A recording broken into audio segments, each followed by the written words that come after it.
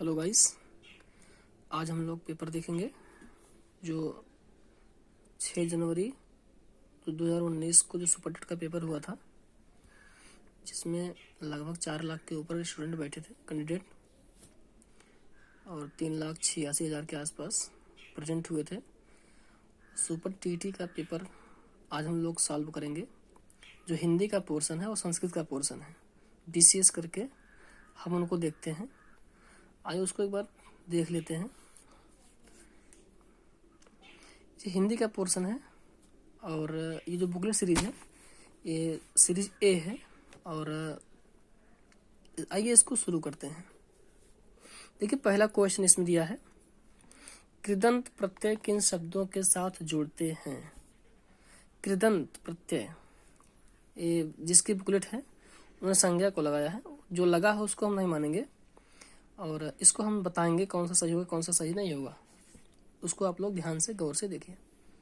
ठीक, पहला क्वेश्चन है, कृदंत प्रत्यय किन शब्दों के साथ जुड़ते हैं। संज्ञा, सर्वनाम, क्रिया, अव्यय। तो कृदंत प्रत्यय क्रिया से संबंधित होते हैं, इसलिए इसमें होगा क्रिया। कृदंत प्रत्यय किसमें जुड़ते हैं? क्रिया में।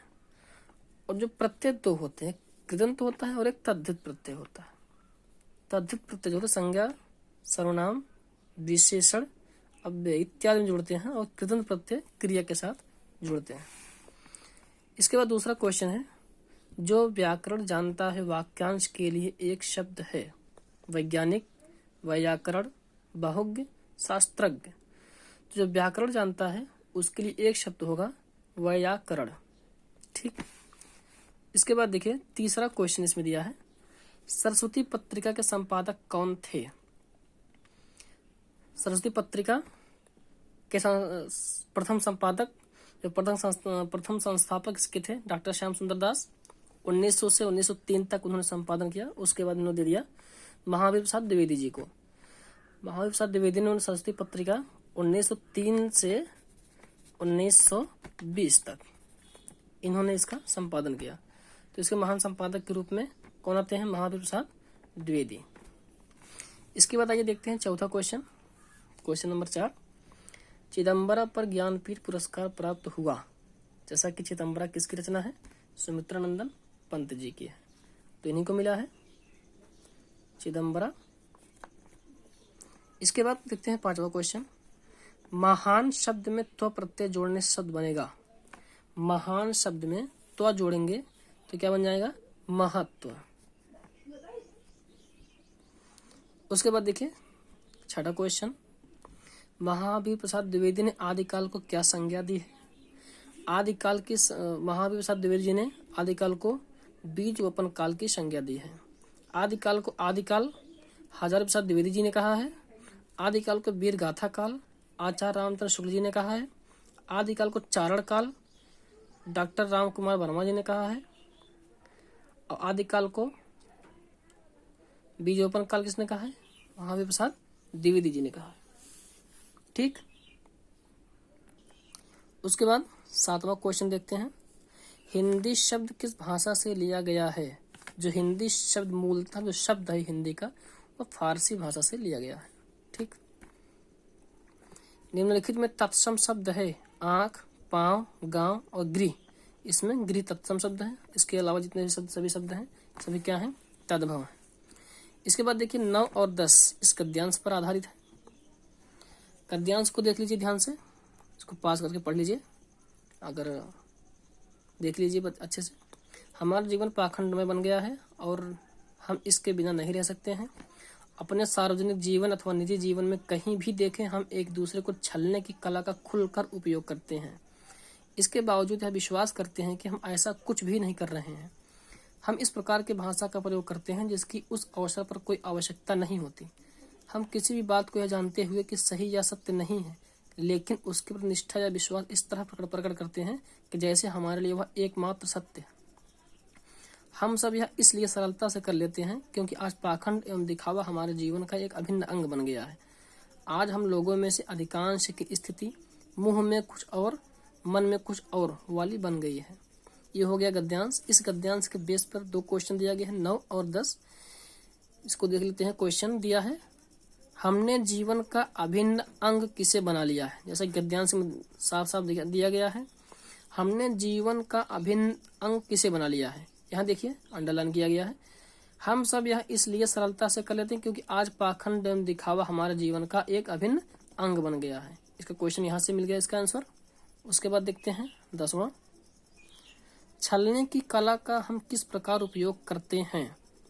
छलने की कला का हम किस प्रकार उपयोग करते हैं। गद्यांश में देखिए यहाँ पर दिया गया है इसका आंसर हम एक दूसरे को छलने की कला का खुलकर उपयोग करते हैं। तो यहाँ पर हो जाएगा ये आपका ये क्वेश्चन, ये आंसर सही हो जाएगा। उसके बाद देखिए क्वेश्चन नंबर 11, इसको देख लीजिए। जयशंकर प्रसाद जी की पंक्तियां हैं। बीती विभावरी जागरी, जो लहर से लिया गया है उनकी रचना। अंबर पनगट में डुबो रही, तारा घट ऊषा नागरी, बीती विभावरी जागरी।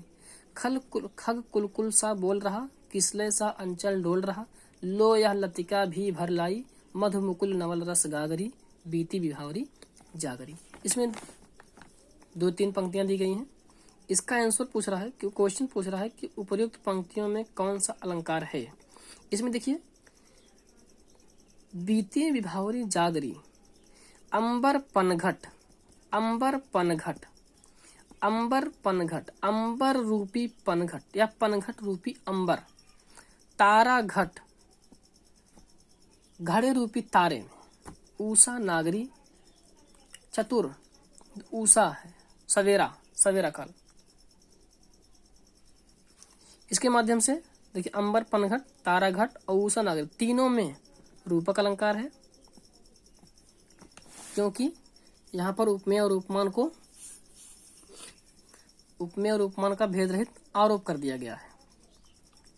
इसके बाद देखिए क्वेश्चन नंबर 12, यद्यपि सुजात सुलक्षणी सुवर्ण सरस सुवृत, भूषण बिनु न विराजई, कविता बनिता मित। अलंकार को परिभाषित करने वाली उपयुक्त पंक्तियां किस कवि की हैं। एक पंक्तियां केशवदास जी की हैं, जो रीतिकाल के सबसे पहले कवि हैं। केशवदास उनकी पंक्तियां हैं काव्य लक्षण के रूप में। इसके बाद 13वां क्वेश्चन देखते हैं। निम्नलिखित में से कौन सा शब्द सरस्वती का पर्याय नहीं है। पूछ रहा है नहीं है, सरस्वती का पर्याय नहीं है। बीड़ा पाड़ी, भारती, वाकदेवी ये तीनों हैं, जबकि जाह्नवी नहीं है। जाह्नवी गंगा का पर्यायवाची है। ठीक, उसके बाद देखते हैं क्वेश्चन नंबर 14, मैं, हम, तू, तुम आदि शब्द है क्या है। संबंधवाचक सर्वनाम, अनिश्चयवाचक सर्वनाम, प्रश्नवाचक सर्वनाम, पुरुषवाचक सर्वनाम। इसमें दिया संबंधवाचक सर्वनाम। संबंधवाचक सर्वनाम में का, के, की इत्यादि आता है। उसके बाद आता है अनिश्चयवाचक सर्वनाम, जिसमें आता है कोई, कुछ। उसके बाद प्रश्नवाचक सर्वनाम में ये भी नहीं होगा, क्योंकि इसमें क्वेश्चन पूछा जाता है। उसके बाद इसमें दिया है पुरुषवाचक सर्वनाम। इसमें मैं, तू, हम, तू, तुम आदि शब्द पुरुषवाचक सर्वनाम में आते हैं। उसके बाद देखिए दिया है क्वेश्चन नंबर 15, निम्नलिखित में से महाप्राण व्यंजन कौन से हैं। महाप्राण व्यंजन, इसमें वायु ऊष्मा अधिक निकले उसे महाप्राण व्यंजन कहते हैं। इसे वर्णमाला के लगभग हम इसको 2 और 4 वर्णमाला का जो सिस्टम बनाया गया है वर्णों की क्रम व्यवस्था का, दूसरा और चौथा ये महाप्राण होता है। पहला, तीसरा और 5वां ये अल्पप्राण की श्रेणी में आता है। तो दूसरा और चौथा देख लीजिए, इसमें का है ये तो नहीं होगा क्योंकि अल्पप्राण में आ गया। ये गा है, गा तीसरे में है, ये भी अल्पप्राण में चला गया। ये तो अंतस्थ व्यंजन हो गया। बचा क्या, ये ख, छ, ठ, थ, फ, ये हो गया महाप्राण व्यंजन। इसके बाद क्वेश्चन नंबर 16, जब प्रथम शब्द संख्यावाची हो, द्वितीय शब्द संज्ञा हो, तो कौन सा समास होता है। ये संख्या पूर्वे दिगु इसका परिभाषा है। पहला प्रथम शब्द संख्यावाची, दूसरा शब्द समाहार के अर्थ में हो, संज्ञा के अर्थ में हो, तो वहां पर द्विगु समास होता है। क्रमधारा में होता है, जिसमें उपमेय और उपमान और विशेषण और विशेष की बात हो। तत्पुरुष समास में पहला पद अप्रधान, दूसरा पद प्रधान होता है, तत्पुरुष समास होता है। बहुव्रीहि, जिसमें न तो पहला पद प्रधान होता है न ही दूसरा। जब दोनों पद मिलकर किसी तीसरे पद की प्रधानता बताते हैं तो वहां पर कौन सा होता है? बहुब्रीहि समास होता है। इसमें कौन सा होगा? इसमें होगा द्विगु समास। चलिए देखिए 17 क्वेश्चन नंबर 17। तुम मांसहीन, तुम रक्तहीन, हे अस्थिशेष, हे तुम अस्थिहीन, तुम शुद्ध बुद्ध आत्मा केवल, हे चिर पुराण, हे चिर नवीन। ये सुमित्रानंद पंत जी की पंक्तियां हैं, गांधी जी के जीवन से लिया गया है, बापू के प्रति इसका शीर्षक है, वहां से लिया गया है। इसमें कह रहे हैं कि उपयुक्त पंक्तियों में कौन सा अलंकार प्रयुक्त हुआ है। देखिए इसमें साफ साफ दिया गया है, मां तुम मांसहीन, तुम रक्तहीन, हे अस्थिशेष, तुम अस्थिहीन। तुम मांसहीन, तुम्हारे अंदर मांस नहीं है, तुम रक्तहीन, तुम्हारे अंदर रक्त नहीं है, हे अस्थिशेष, तुम अस्थिहीन, तुम्हारे अंदर अस्थियां नहीं है फिर भी अस्थिशेष, हे बची हुई हड्डियों वाले। बापू के प्रति ये श्रद्धांजलि दिए हैं। अस्थिहीन, अस्थि नहीं है फिर भी अस्थिशेष, इसमें विरोधाभास है, डायरेक्ट विरोधाभास। हे चिर पुराण, हे चिर नवीन, इसमें भी देखिए पुराण, पुराण भी है, पुरातन भी है, पुराना भी है, और चिर नवीन और नया भी है, डायरेक्ट से विरोधाभास होगा।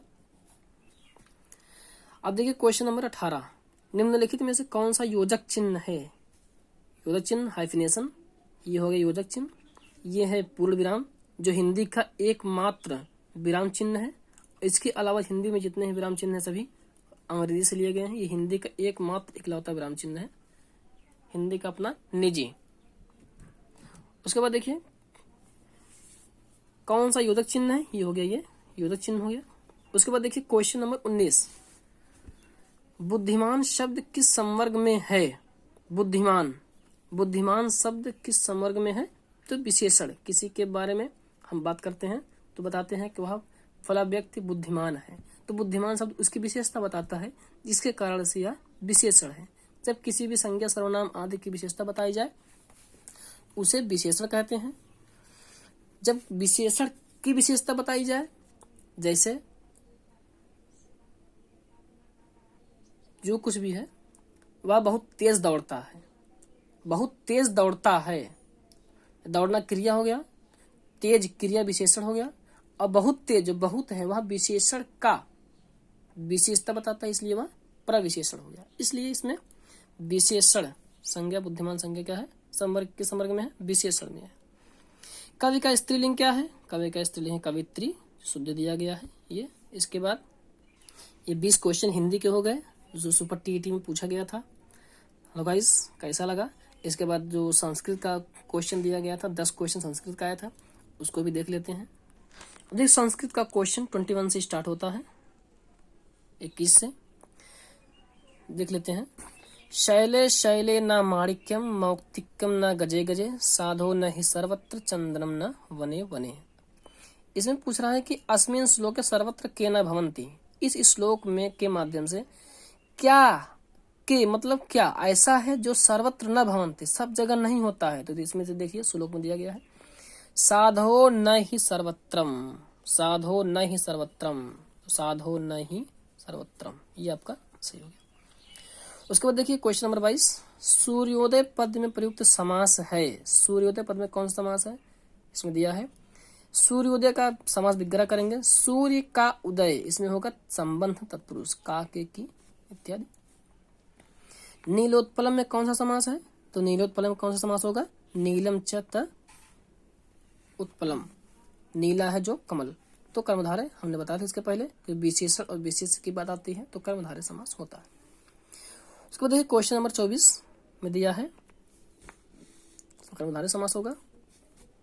दास्यति क्रियापद में लकार है, तो दास्यति, दास्यति में जो भविष्य काल की बात करता है, लिट लकार, डट लकार वर्तमान काल की बात करता है, लोट लकार चाहिए के अर्थ में, नहीं सॉरी, बिल्ली लकार चाहिए के अर्थ में, लोट लकार आज्ञार्थक के अर्थ में प्रयुक्त होता है। तो यहाँ पर दास्यति, दास्यत दिया है तो ये नहीं होगा, वर्तमान काल बताता है। लोट नहीं होगा, आज्ञार्थक में है। बिल्ली नहीं होगा, चाहिए के अर्थ में होता है, नहीं ये नहीं होगा। लिट लकार ये होगा क्योंकि ये भविष्य काल की बात बताता है, इसमें से जुड़ता है। दास्यति, दास्यतः, दास्यन्ति, दास्यसि, दास्यता, दास्यत, दास्यामि, दास्यावः, दास्यामः, तो ये होगा 24। आइए देखते हैं क्वेश्चन नंबर 25। इसमें दिया है उदेति सविता ताम्रः अस्तम एति च संपत्तो विपत्तो च महतामेव रूपता। इसमें क्वेश्चन दिया है सविता, इसमें दिया है सविता कीदृशः उदेति, जो सूर्य है वह कैसा उदय होता है, तो इसमें साफ साफ दिया है उदेति सविता ताम्रा, तो ये ताम्रा सही हो जाएगा। इसके बाद देखिए क्वेश्चन नंबर 26, पितृस्वसा का अर्थ है, पितृस्वसा, पितृ पिता, स्वसा में बहन, जो पिता का बहन अर्थात बुआ। क्वेश्चन नंबर 27, गम धातु लिट लकार मध्यम पुरुष बहुवचन का रूप है, तो गम धातु का रूप पढ़ेंगे गमिष्यति, गमिष्यतः, गमिष्यन्ति, प्रथम पुरुष, प्रथम पुरुष का एक वचन, बहुवचन, एक वचन, द्विवचन और बहुवचन, गमिष्यति, गमिष्यतः, गमिष्यन्ति। उसके बाद हैं मध्यम पुरुष, इसमें पूछा क्या है मध्यम पुरुष, गमिष्यति, गमिष्यतः, गमिष्यन्ति, गमिष्यसि, गमिष्यतः, गमिष्यथ, बहुवचन गमिष्यथ हो जाएगा। उसके बाद हैं क्वेश्चन नंबर 28, माहेश्वर सूत्रों की संख्या है, माहेश्वर सूत्र कितने हैं, आज पाड़ने जी ने कितना लिखा है, माहेश्वर सूत्रों की संख्या है 14, गिनती कर लीजिए आपको अगर याद है। आ इ उड़ री री क ए ओंग ऐ औ छ ह य व र ट ल ड़ ञ म ङ ण न म झ भ य घ ढ ध स ज ब ग ड द श ख फ छ ठ थ च ट त व क प य स स स र ह ल, गिनती कर लीजिए। इसमें 14 महसूस सूत्रों की बात कही गई है। इसमें उन्होंने लिखा है नृत्यावसाने नटराज राजो ननाद ढक्का नौ पंचवारम ओधर्तु कामः सनकादि सिद्धान एतत् विमर्शे शिवसूत्र जालम, 9 पंचवारम, 9 पंच, 9 और 5 इज इक्वल टू 14, ठीक। उसके बाद देखिए क्वेश्चन नंबर 29, गाह पद में विभक्ति वचन है, गाह पद में कौन सी विभक्ति वचन है, प्रथमा विभक्ति, गम गौ गाह, तो प्रथमा विभक्ति बहुवचन। क्वेश्चन नंबर 30, हसंती पद में प्रत्यय, हसंती पद में कौन सा प्रत्यय है, हसंती पद में प्रत्यय है अक्तिन प्रत्यय, कौन सा है अक्तिन प्रत्यय। तो ये हो गया संस्कृत का 10 क्वेश्चन, इसके पहले था हिंदी का 20 क्वेश्चन, हिंदी और संस्कृत दोनों मिला करके 30 क्वेश्चन होता है। हेलो गाइस, आपको कैसा लगा, अगर कोई सुझाव देना चाहते हैं तो इस हमारी हिंदी गैलेक्सी पर आप सुझाव दे सकते हैं, कमेंट कर सकते हैं और इसको सब्सक्राइब कर लीजिए। जितना भी हिंदी का मैटर होगा, जो भी परीक्षाएं होगी उसका पेपर हम इस पर अपलोड करेंगे, और इसके अलावा जो 6, 7, 8, 9, 10, 11, 12 की हिंदी जो है उसको अपलोड करेंगे हम। उसके बाद जो बीए का first year, second year, third year जो हिंदी का सिलेबस उसको भी कवर करेंगे इस पर हम। हमारे साथ बने रहिए, जुड़े रहिए और अपना प्यार देते रहिए। Thank you all very much.